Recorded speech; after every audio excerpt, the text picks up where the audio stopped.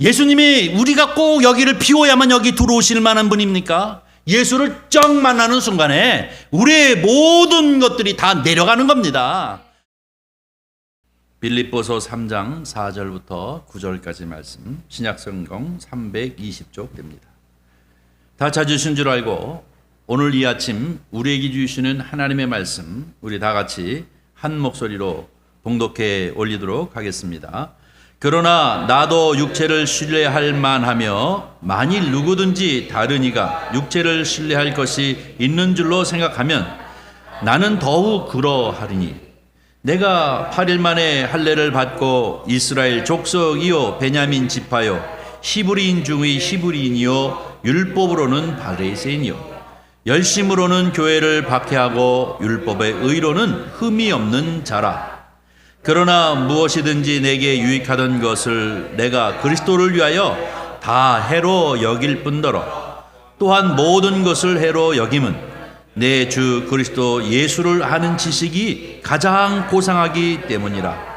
내가 그를 위하여 모든 것을 잃어버리고 배설물로 여김은 그리스도를 얻고 그 안에서 발견되려 함이니 내가 가진 의는 율법에서 난 것이 아니요 오직 그리스도를 믿음으로 말미암은 것이니 본 믿음으로 하나님께로부터 난 의라. 아멘. 오늘 우리가 함께 은혜를 나눌 제목은, 저를 한번 따라해 주세요. 주님을 만나면 배설물로 여기는 것들. 좀 길죠? 다시 한번 합니다. 주님을 만나면 배설물로 여기는 것들. 아멘. 주님을 만나는, 언제나 주님의 은혜가 넘치시는 저와 여러분이 되기를 주의 이름으로 간절히 축복합니다. 강남에 보면은 성형외과가 무지하게 많아요. 이 뭐 건물 하나에도 뭐 여럿이 있고 이 건물 저 건물 많이 있는 것 같아요. 그리고 이렇게 길거리를 다니보면 아주머니들이 이렇게 판촉물을 이렇게 나눠주는 것을 보면 그 그림에 항상 이 비포와 애프터, 다시 말해서 수술하기 전과 수술한 후의 얼굴들을 이렇게 놓고 수술하기 전에는 이렇게 못생겼는데 수술하고 나니까 이렇게 이뻐진다, 뭐 이런 식으로 계속 비교하면서 선전을 하는 것을 아마 저도 여러분도 봤을 것입니다. 근데 그 사진을 보면 진짜 눈이 달라졌더라고요. 눈 하나 싹 고쳤는데 사람이 달라지는 것 같고, 또 코도 마찬가지고, 또 얼굴의 윤곽이라든지 또 목에 이제 주름이라든지 이 모든 것이 달라져 보이는 것을 볼 수가 있습니다. 이것을 가만히 보면서 우리가 생각하기에, 우리가 예수 믿는 사람들도 예수 믿기 전과 예수 그리스도를 믿은 후에 얼굴을 사진에 탁탁 찍어가지고 교회에다가 이렇게 게시하면 어떨까 하는 생각을 한번 해봤습니다. 전혀 달라진 것이 없는 사람도 있는가 하면 더 험악해진 사람도 있다든지 이러면 이게 참 은혜가 안 되겠죠. 어쨌든지 예수를 믿고 또 믿기 전, 이런 것이 확실히 달라져야 합니다. 왜냐하면 은혜의 사람이고 영적인 생명의 사람이기 때문에 그렇습니다. 성경을 보면 확실히 예수 그리스도를 믿기 전과 예수 그리스도를 믿은 후가 완전히 달라진 사람이 있습니다. 대표적인 사도 바울이지 않습니까? 오늘 본문 말씀이 바로 그 얘기를 우리에게 얘기해 주고 있습니다. 사도 바울, 이렇게 생각하면 예수 그리스도를 믿기 전, 예수님을 만나기 전이죠. 만나기 전과 만난 후는 확연하게 인생의 방향이 달라진 사람입니다.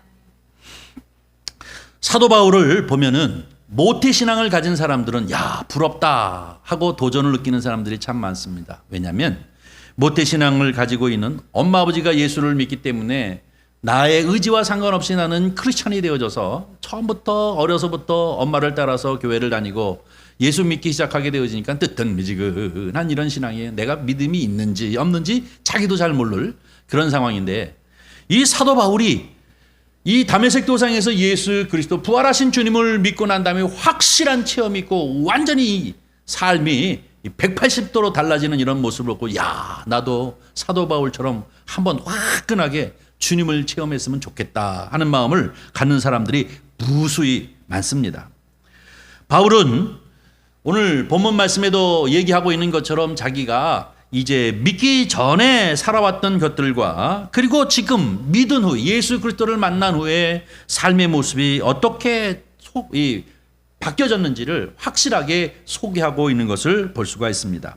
오늘 본문 말씀 4절부터 6절까지 말씀이 바로 그 얘기를 하고 있는데요. 우리 4절부터 6절까지 말씀만 먼저 한번 다시 자세히 읽어보도록 하겠습니다. 그러나 나도 육체를 신뢰할 만하며 만일 누구든지 다른 이가 육체를 신뢰할 것이 있는 줄 생각하면 나는 더욱 그러하니 내가 8일 만에 할례를 받고 이스라엘 족속이요 베냐민 지파요 히브리인 중에 히브리인이요 율법으로는 바리새인이요 열심으로는 교회를 박해하고 율법의 의로는 흠이 없는 자라. 이게 뭐예요? 예수 믿기 전이죠. 못생겼었던 그때를 말하고 있는 것입니다. 요까지를 얘기하고 있는데 이 얘기가 무엇입니까?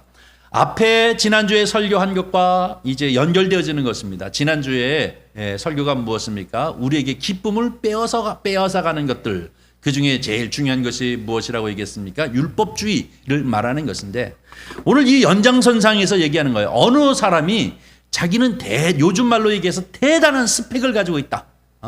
공부도 많이 했고 가문도 좋고 적당히 이제 아버지도 좋은 직업을 가지고 계신 분이고 뭐 이렇게 가지고 내 스펙은 정말로 대단해 라고 이렇게 자랑하는 사람이 있다면 나와보라는 거예요. 나는 너보다 더하다 하고 하면서 한 수 더 떠가지고 지금 스펙 자랑하고 있는 것 아닙니까? 이 스펙을 자랑하고 있는 것을 가만히 보면 사도 바울은 정말로 요즘 말로 얘기해서 금수저를 입에다 딱 물고 태어난 사람이구나 하는 것을 느낄 수가 있어요. 요즘 자녀들이나 젊은이들 얘기하면 나는 흙수저야, 나는 은수저야, 이런 얘기를 하게 되어지는데 바울은 정말로 금수저를 이에 물고 태어난 사람이 분명한 것을 볼 수가 있습니다. 왜 그런가 하면 오늘 이제 5절 6절에 나와 있는 것 말씀을 가만히 보면 그는 먼저 이 길리기아 다소 지방에서 태어난 사람임을 자기가 소개하고 있는 것을 보는데요. 이 다소 지방은 유대인 나라에 속하여 있는 어느 성이 아니라 로마 제국의 지배하에 있는 것 중에 한 곳이 바로 이 다소성입니다. 근데 거기서 출생을 했다고 얘기합니다. 그런데 출생할 때 어떤 신분이었냐면 로마의 시민권자였다는 거예요. 우리나라도 가만히 보면 미국의 시민권을 가지고 한국에 와서 사는 사람들 이렇게 보면 으쓱 아주 대단한 거 같이 이렇게 여기는데 당시에 로마의 시민권을 가지고 있는 유대인이라는 것은 이건 보통 특권을 가지고 있는 사람이 아닌 것입니다. 이 사도 바울이 어떻게 이렇게 나면서부터 자기가 어느 정도 성장해 가지고 어른이 되어서 로마를 향해서 충성을 다했다거나 아니면 군인으로서 혁혁한 공을 세웠다거나 그렇다면 로마 시민권자가 될 수 있었을 텐데 나면서부터 시민권자라는 얘기 뭐예요? 아버지가 로마의 시민권을 가지고 있는 사람이라는 것입니다. 그러니 이 가문이 대단한 가문이구나 하는 것을 우리가 볼 수가 있어요.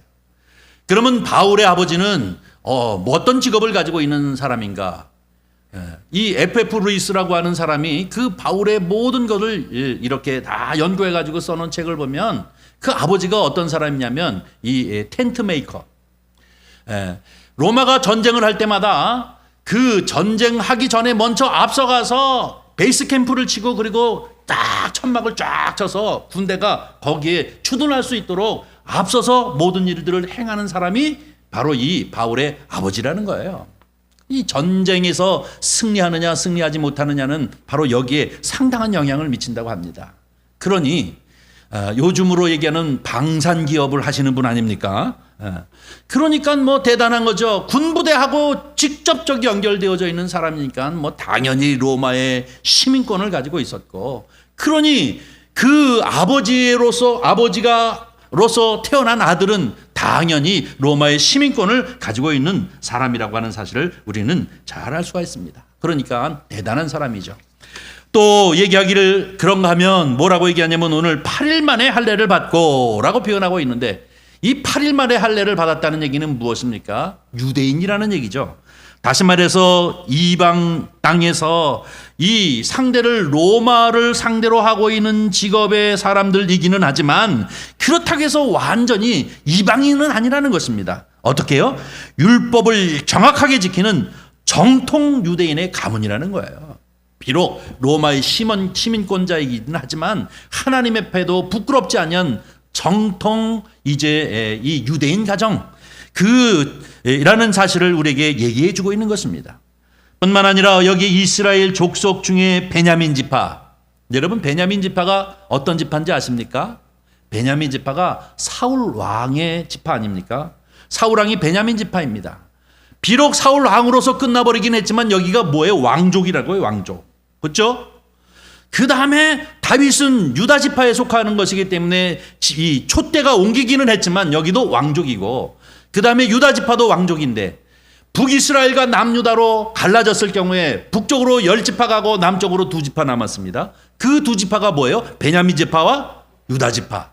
거기에 무엇이 있습니까? 예루살렘 성전이 있는 곳이기 때문에, 예루살렘이 있는 곳이기 때문에 이 왕족끼리 있는 이 정통성을 가지고 있는 그러한 나라가 바로 이 유다국이 있거든요.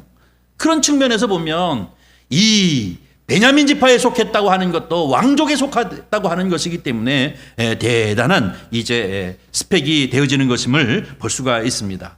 그런가 하면 여기 보니까 일찍이 아버지로부터 본국으로 유학을 보냈던 것을 봅니다.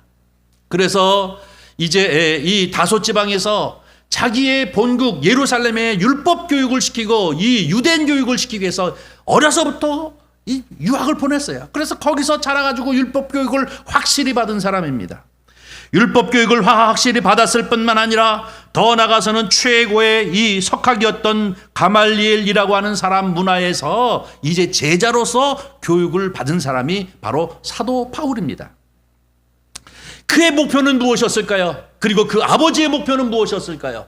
사내들인 공의회의 회원 중에 한 사람이 되어지는 것이 아마 아버지와 아들의 목표였을 것입니다.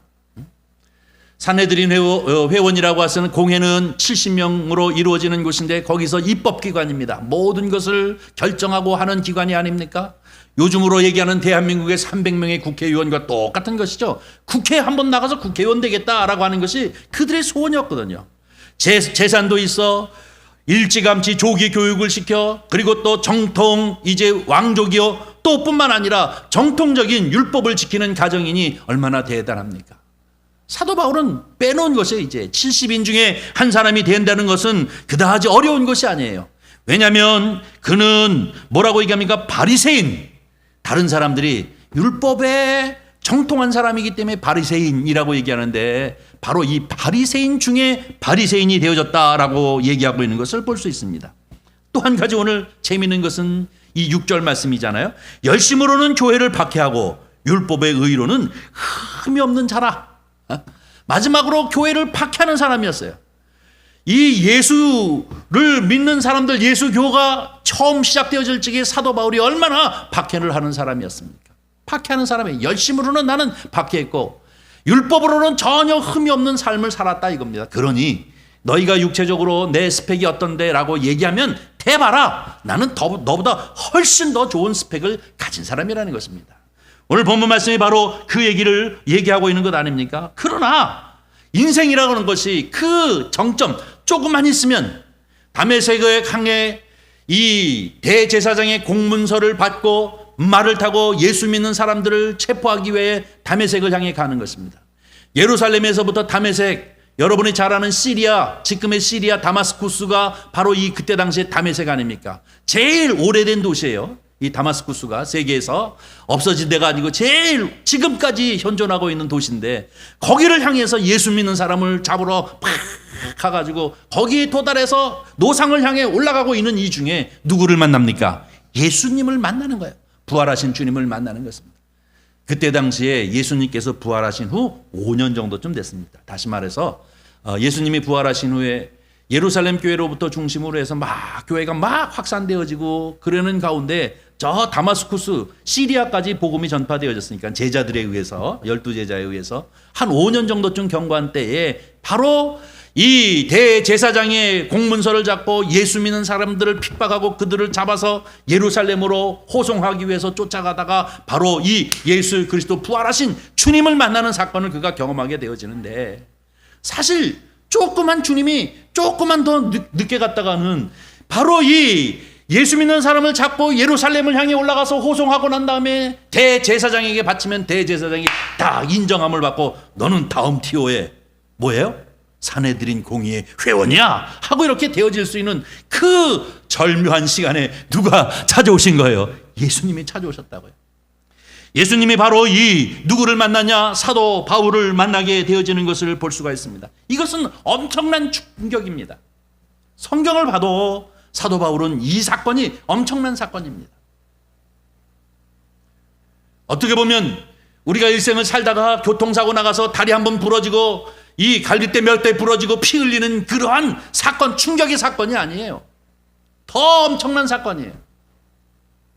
우리가 10년, 20년 주택 청약해가지고 부금 붙다가 당첨돼가지고 조금만 있으면 내가 아파트 생기는 그러한 충격, 그 이상의 충격이 바로 예수 그리스도를 만나는 충격이요 사건인 줄 믿습니다.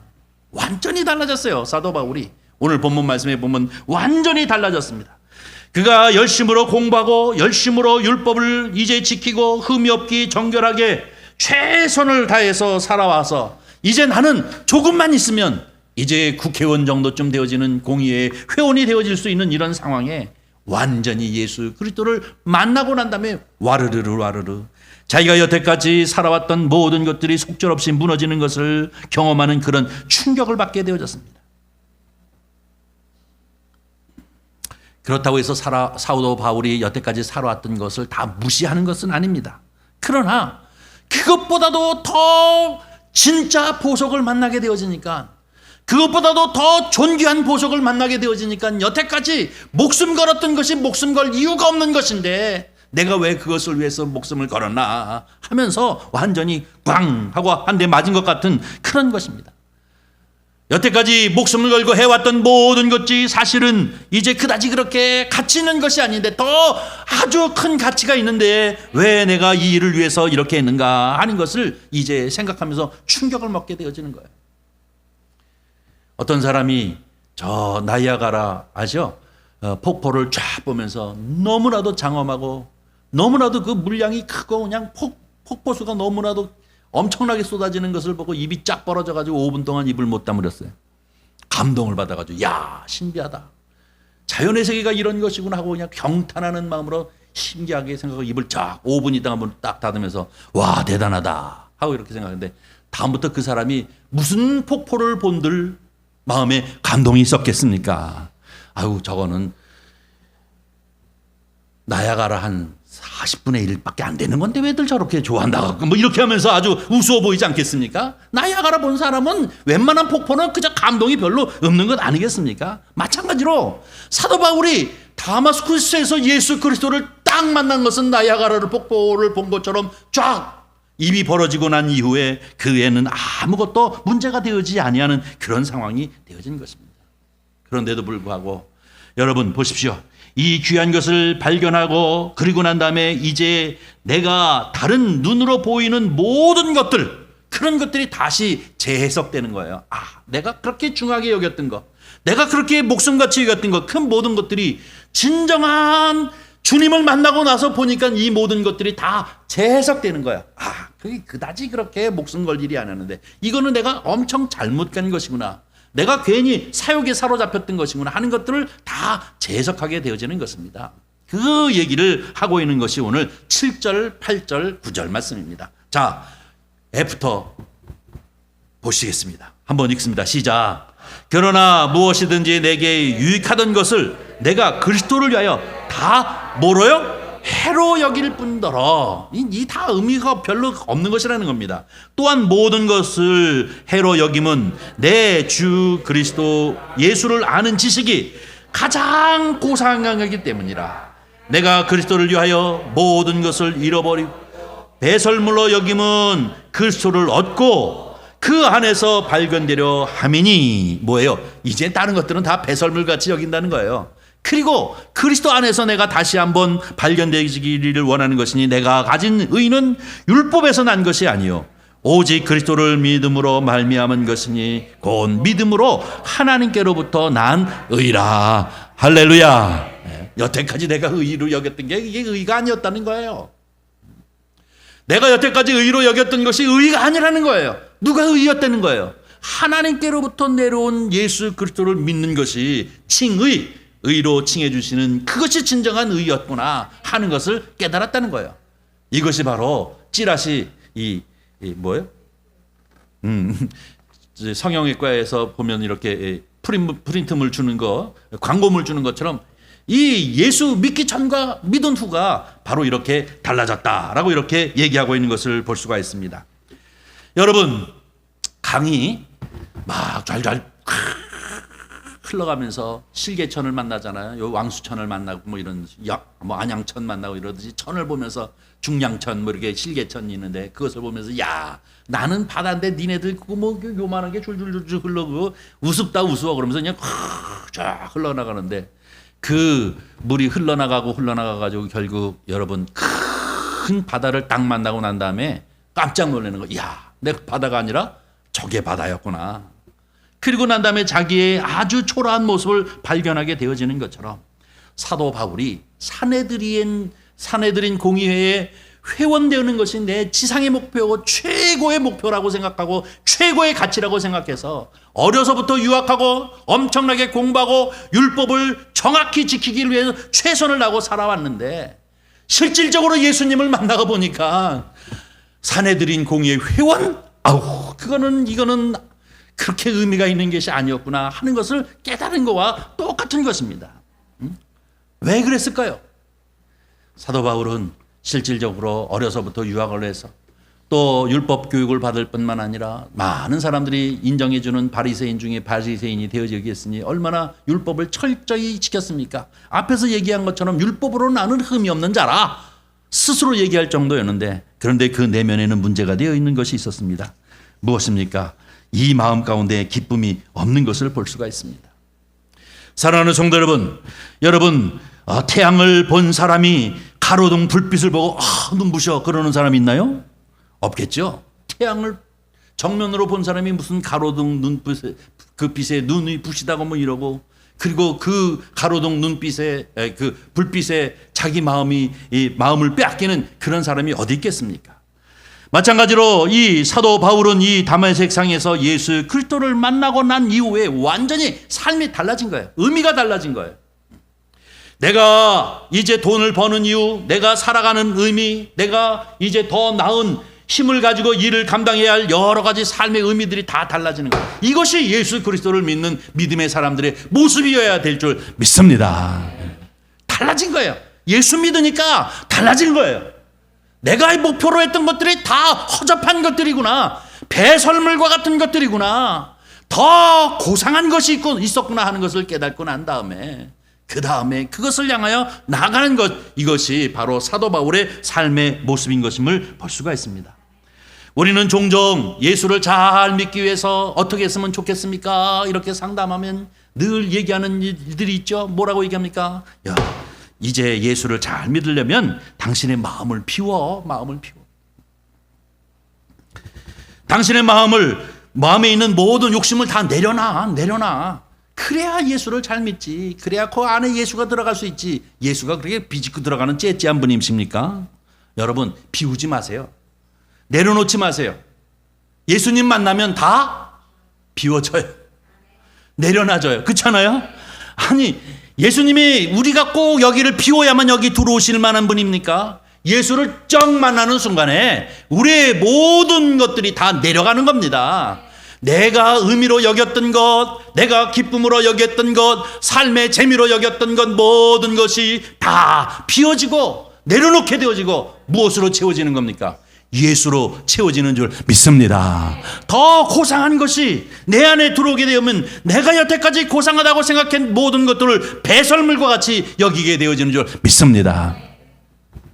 대한민국의 모든 크리스천들이 정말로 이 사도 바울처럼 예수 그리스도를 만나고 그 믿음을 가지고 살아가는 삶으로 완전히 달라지는, 정말로 의미 있는 것, 세상적으로 의미 있었던 것들이 다 내려지고 정말로 하나님 안에서 의미 있는 것들이 내 안에 채워지는 그런 역사의 변화가 되어진다고 하면 이 대한민국은 살만한 나라가 되어질 줄 믿습니다. 그러기에 제일 중요한 게 뭡니까? 예수 그리스도가 내 안에 충만한 것이 중요한 것입니다. 예수 그리스도를 만나면 예수 그리스도를 만나면, 부활하신 주님을 사도 바울처럼 만나기만 하면 그 전과 그 이후가 엄청나게 달라지는 것처럼 저와 여러분의 삶이 완전히 달라지는 역사가 있을 줄 우리는 분명히 믿습니다. 이것이 바로 예수 그리스도 안에서 살아가는 은혜의 삶일 줄 믿습니다. 과거에 사도 바울은 자기는 율법의 매인 자였다. 예수를 믿은 후에 깨달아서 자기를 고백하는 거예요. 내가 이 율법의 매인 사람이었다라고 얘기하고 있습니다. 그렇다고 해서 율법이 나쁜 건 아니라고 지난주에도 말씀을 드렸습니다. 율법 그 자체가 악한 것은 아닙니다. 그렇다고 율법이 저주의 법도 아닌 것입니다. 그러나 그 율법이 우리에게 자꾸 저주의 법같이 느껴지는 것은 뭐냐면 우리가 지킬 수 없는 법이기 때문에 그렇습니다. 무겁거든요. 지켜도 지킬 수 없는 법이기 때문에 무겁습니다. 그러기에 율법을 뭐라고 얘기해요? 초등학교 교사와 같다라고 하는 것을 얘기하고 있는 것이지 않습니까? 마치 이런 것과 똑같아요. 아버지 엄마가 어마무시한 재벌가예요. 돈이 엄청나게 많아요. 근데 이것을 이제 자식이 주면 가치 있게 쓸 수 있으면 얼마나 좋겠습니까? 막대한 재산을 자식에게 복이라고 여기고 그냥 엄청난 재산을 갖다가 그에게 주었어요. 그런데 문제는 무엇이냐? 복인 줄 알고 이 엄청난 이제 재물을 주었는데 아들이 그것을 감당할 수 있는 능력이 없는 사람이에요. 그래서 아주 자자손손 패망하는 그러한 가정이 되어져 버리고 말았어요. 그럼 뭐예요? 재물이라는 것을 주었으면 이게 복인 줄 알고 주었는데 받아들이는 쪽에서 그릇이 준비되어지지 않았으면 이것이 화가 되어지고 저주가 되어지고 많은 것 아닙니까? 마찬가지로 율법이라고 하는 그 자체라고 하는 것이 우리를 악하게 만들거나 저주에 빠뜨리는 것은 아닙니다. 이 율법 자체가 정말로 우리를 갖다 무릎 꿇게 하는 그런 상황은 아닙니다. 그런데 우리가 감당할 수 없기 때문에 아이고 하나님, 이 율법의 매인자가 되어져 버리는 것이, 율법에 자꾸 매이는 자가 되어져 버리는 그런 상황이 되어지는 것 아닙니까? 그러나 예수 그리스도를 만나고 나서 내가 과거에는 율법의 매인자가 되어졌는데 이제는 매인자가 아니라 자유자가 되어졌다고 얘기하고 있는 것이 사도 바울이 우리를 향하여 주시는 말씀인 줄 믿습니다. 왜 율법에 매이는 자가 됩니까? 율법은 죽이는 법과 마찬가지거든요. 감당할 수 없기 때문에. 예를 들면 내가 열심히 힘을 다해서 율법을 지키려고 애쓰면 애쓸수록 내 마음에는 은혜가 없고 자기 스스로는 자꾸 난폭해지는 것입니다. 교회 생활하면서도 참 교회를 잘 선택하는 게 얼마나 복인지 몰라요. 그런 의미에서 여러분은 복 받았습니다. 은혜가 넘치는 교회가 되어지는데 율법이 강조되어지다 보면 교회는 열심히 다녀요. 오늘 요번 주에 교회 안 가면 나 운전하다가 사고 날 것 같아. 뭐 이러면서 눌려서 살아요. 그런 사람들에게는 뭐가 여기에 뭐예요? 짐스러워요. 나 요번에 새벽기도 오늘 딱 계속 1년 내내 다니다 오늘 못 갔는데 어디 가다가 돌불에 넘어져서 다리가 분지러질 것 같아. 뭐 이러면서 겁을 먹고 살살 이렇게 돌뿌리를 피해서 걸어 다닌다든지 이렇다면 이거 문제 아닙니까? 아싸리 에라 모르겠다 하는 사람은 더 편한데 잘 지켜보겠다는 사람은 더 무거워지는 거예요. 이것이 뭡니까? 여기에 마음에 은혜가 없고 난폭해지는 겁니다. 율법이라는 것이 무엇입니까? 나는 지켰는데 너는 못 지켰어. 그러면 당장 뭡니까? 정죄하는 거야. 너 왜 못 지켰어? 그리고 뭐예요? 돌을 들어서 그를 죽이려고 하는 것이 율법 아닙니까? 그럼 맨날 나만 지키나요? 나도 못 지킬 때 있잖아요. 저쪽에서 지키고 나가 못 지켰어. 그럼 누가 죽어야 돼요? 내가 죽어야 되잖아요. 정죄받고 내가 죽어야 돼요. 그게 서로 죽이는 법이잖아요. 둘 다 못 지켰어. 그러면 뭐예요? 우리 양심이 또 나를 죽게 만드는 거예요. 아이고, 하나님 앞에 죄송해서 어떡하나 하고 자꾸 죽게 만드는 거 아니겠습니까? 여기에 율법이 들어앉아 있으면은 자유가 없어요. 더 잘 지키려고 할수록 더욱 나는 스스로 난폭해지는 그러한 포악스러운 사람이 되어지는 것이기 때문에 내가 율법에 열심히 있고 잘 지키는 줄 알았더니 이게 율법의 매인자가 되었다는 거 아닙니까? 근데 누구를 만나고 이 율법에서 노임을 받았습니까? 예수 그리스도를 만나고 내 안에 뭐가 생기기 시작했어요? 은혜가 생기기 시작했어요. 은혜가. 왜? 예수님께서는 바로 율법의 마침이 되셨기 때문에 그 이후에는 은혜의 시대 아닙니까? 믿기만 하면 내가 행함으로 의롭다함을 받는 것이 아니라 예수 그리스도가 나를 위해 십자가에 달려 죽으신 그 은혜로 말미암아 나는 죄사함을 받았다고 하는 자유를 누리는 이 은혜가 우리 가운데 있을 때 가정과 신명 가운데 교회 가운데 은혜가 넘치는 역사가 있게 되어지는 줄 믿습니다.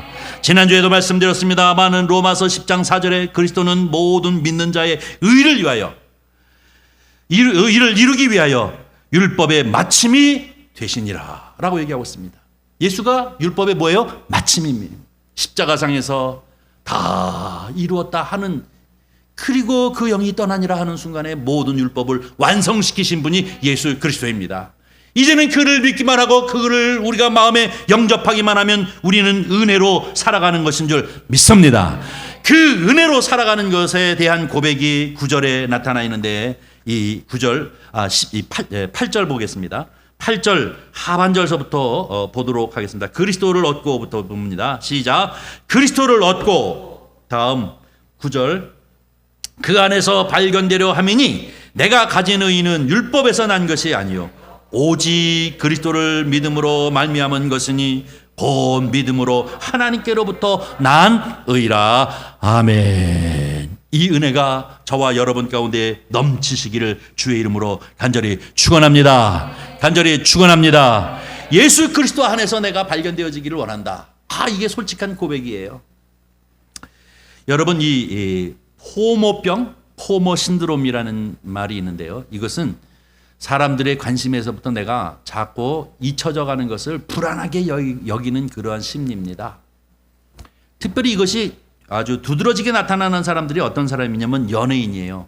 연예인 가는 데마다 나를 너무 알아봐가지고 선글라스 쓰고 마스크 쓰고 모자 눌러 쓰고, 그래도 알아봐서 어떻게 그냥 나한테 사인해달라고 그랬는데 한 2년 쉬니까 그냥 다 벗고 다녀도 날 몰라봐. 그럼 그때서부터 불안하게 여기는 거예요.